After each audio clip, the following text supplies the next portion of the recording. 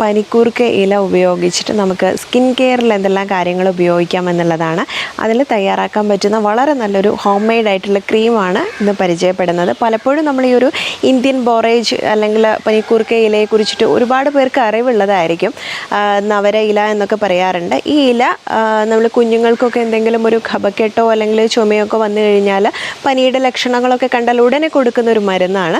അപ്പോൾ അത് മാത്രമല്ല, ഇത്തരം റെസ്പിറേറ്ററി ഇഷ്യൂസിൽ മാത്രമല്ല, ഇത് മറ്റൊട്ടനേകം ആരോഗ്യ പ്രശ്നങ്ങൾക്ക് നമുക്ക് ഉപയോഗിക്കാം. അതിന് പുറമെ സ്കിൻ ഇഷ്യൂസിൽ വളരെയധികം മുൻപന്തിയിൽ നിൽക്കുന്ന ഒരു ഔഷധ സസ്യം കൂടിയാണിത്.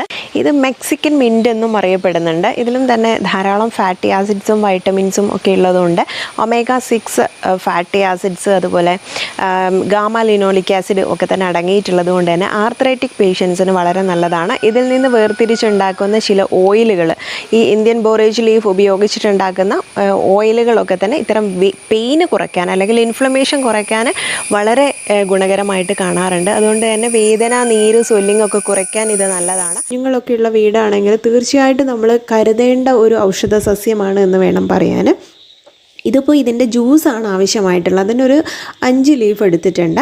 ഇത് ഇതുപോലെ തന്നെ ഒരല്പം വെള്ളം ചേർത്തിട്ട് ഇടിച്ച് പിഴിഞ്ഞെടുത്തിട്ടുള്ളതാണ്. വേണമെങ്കിൽ നിങ്ങൾക്ക് മിക്സിയുടെ ജാറിലിട്ട് ഒന്ന് ക്രഷ് ചെയ്തെടുത്താൽ പെട്ടെന്ന് അത് അരിച്ചെടുക്കാൻ പറ്റും. പിന്നെ കയ്യിലൊക്കെ ഇതുണ്ടോ ഒരു ചെറിയ കറ പോലെയാണ്. വിരലിലായി കഴിഞ്ഞാൽ നഖത്തിലൊക്കെ ഇതിൻ്റെ ഒരു കറ പറ്റാൻ സാധ്യതയുണ്ട്.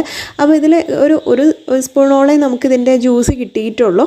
അതല്ലെങ്കിൽ നിങ്ങൾക്ക് വാട്ടി പിഴിഞ്ഞെടുക്കാം. പക്ഷേ അതിൻ്റെ കൂടുതൽ ഗുണങ്ങൾ ഈ രീതിയിൽ എടുക്കുമ്പോഴാണ് തോന്നിയിട്ടുള്ളത്. അപ്പോൾ ക്രഷ് ചെയ്തിട്ട് എടുത്തിട്ടുള്ള ജ്യൂസാണ് നമുക്ക് ആവശ്യമുള്ളത്.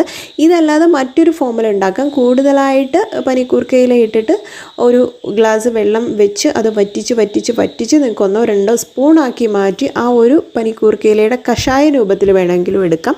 ഇതിപ്പോൾ സിമ്പിൾ മെത്തേഡാണ് ഞാൻ കാണിച്ചിട്ടുള്ളത്. അപ്പോൾ അതിലേക്ക് അല്പം അലോവേര ജെല്ല് ചേർത്തിട്ടുണ്ട്. 1 സ്പൂണിന് 3 സ്പൂൺ വീതം അലോവേര ജെല്ലാണ് ചേർത്തിട്ടുള്ളത്. പിന്നെ ഒരു 5 ഡ്രോപ്പ് ആൽമണ്ട് ഓയിൽ ചേർത്തിട്ടുണ്ട്.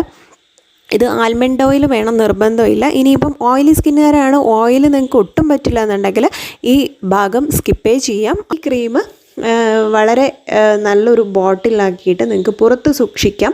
എപ്പോൾ വേണമെങ്കിലും അപ്ലൈ ചെയ്യാം.